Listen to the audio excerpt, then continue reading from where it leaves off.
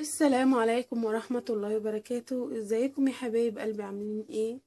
وحشتوني يا اصحابي جدا جدا. اسفة للتأخير في فيديوهاتي، وان شاء الله على قد ما اقدر اقدم لكم اللي انا آه، اقدر افكوا بيه. ان شاء الله النهاردة هنعمل مع بعض صينية كوسة في الفرن. طيب المفروض انا طبعا مادام كوسة بالفرن يبقى لحمة مفرومة على طول. بما ان في حد هياكل معانا فيها ما بيحبش اللحمة بتاتا، فمش هينفع احط فيها لحمة مفرومة خالص. وهعملها بخلطة المحشي العادية جدا. انا في فيديو تاني كنت عاملة معاكم ورق عنب، عملت في الفيديو دوت خلطة المحشي ازاي. النهاردة بقى هنعمل مع بعض صينية الكوسة في الفرن. طيب نتكلم شوية كده بس على شوية حاجات مهمة، يا رب تفيدكم. اولا الكوسة اكتريتنا بيجيب بيجيبها. يعني في ناس كتير بتقورها عند الخضري، بيجيبها لها متقورة ومتنضفة بالطريقة دي. طيب انا هقول لكم حاجة ماما اقنعتني بيها جدا. مرة كانت عندي وشافت الخضري جايب لي كوسة يعني منضفها وكده، فقالت لي هو اللي نضفها لي. قلت لها ايوه. قالت لي لا ما ينفعش، لازم ان انتي تنضفيها بنفسك لاني عواقبها وخيمة، فما ينفعش. آه، اولا انتي ما تضمنيش صحة اللي منضف لك الاكل بتاعك. هل هو صحته كويسة؟ هل هو مريض؟ الله اعلم، ربنا يشفي الناس جميعا. فبالتالي ما ينفعش نخلي حد يحط ايديه في الخضار بتاعنا وينضفه لنا.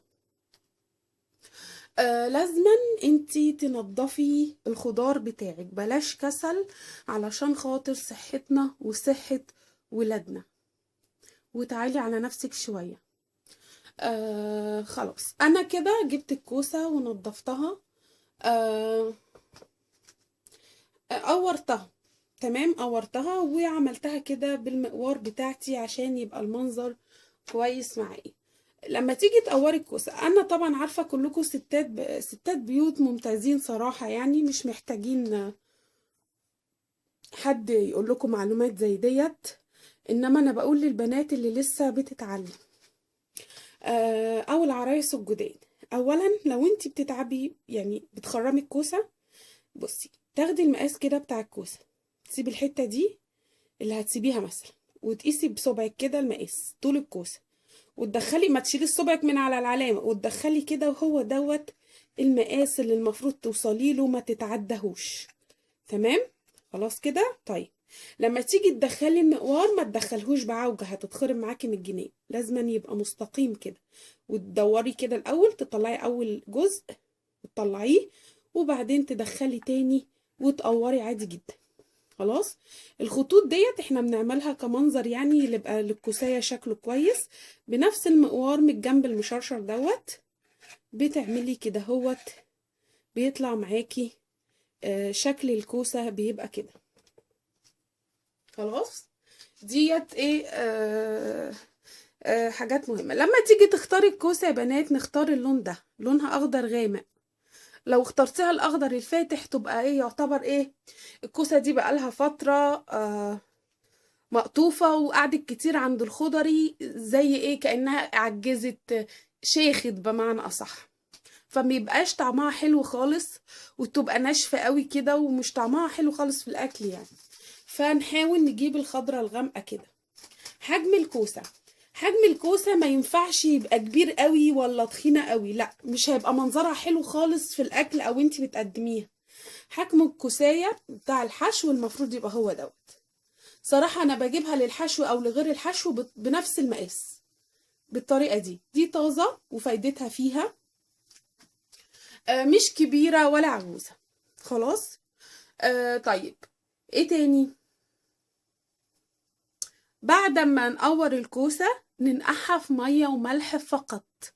ننقعها شوية وبعدين نغسلها ونشطفها كويس جدا، لان بيبقى فيها مادة كده برضو زي ايه، انتوا حتى هتلاحظوها بعد ما بتقوريها بتلاقي في ايدك زي لزقك كده او حاجة زي كده، فلازم تتغسل كويس جدا.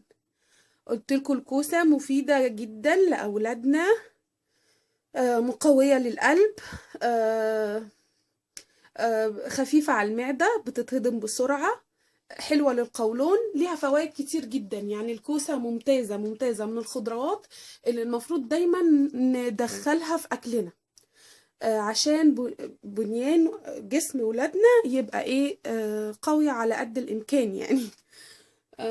بس يلا بقى نحشيها مع بعض. بصوا بقى، عشان الكوسة ما تنزلش، يعني ما تطلعش سوري الخلطة بتاعت المحشي اهي معايا انا مجهزاها، عشان ما تطلعش الخلطة بتاعت المحشي، ما تملهاش على الاخر، يعني يا دوبك، يعني ايه، تسيبي كده زي قد عقلة صباع في الاخر، مش محشي، يعني تسيبي قد عقلة صباع فاضي في اخر الكوسية. وكل لما تدخلي جزء من الرز تدوسي كده بصباعك، ليه؟ علشان ينزل لتحت ما تبقاش فاضية. وده برضو ميزة الكوسة الصغيرة اللي شكلها جميل ومنظرها جميل، والحشو بتاعها بيكون سهل جدا وانتي بتحشيها. خلاص انا اهو كده حشيتها، نضف الرز كويس كده، محطهاش بالرز بتاعها. شوفوا يا بنات، قد عقلة صوبع فاضي اهو، قد عقلة صوبع اهو. خلاص كده تمام. ليه؟ لان الرز لسه هينفش معايا في الصينية وهي بتستوي كده. خلاص ان شاء الله لو قدرت اوريك وانا مقدماها ان شاء الله وشكلها الاخير باذن الله هوريكم. كنتم مع قناة اسرار شيرين، شكرا والسلام عليكم ورحمة الله وبركاته.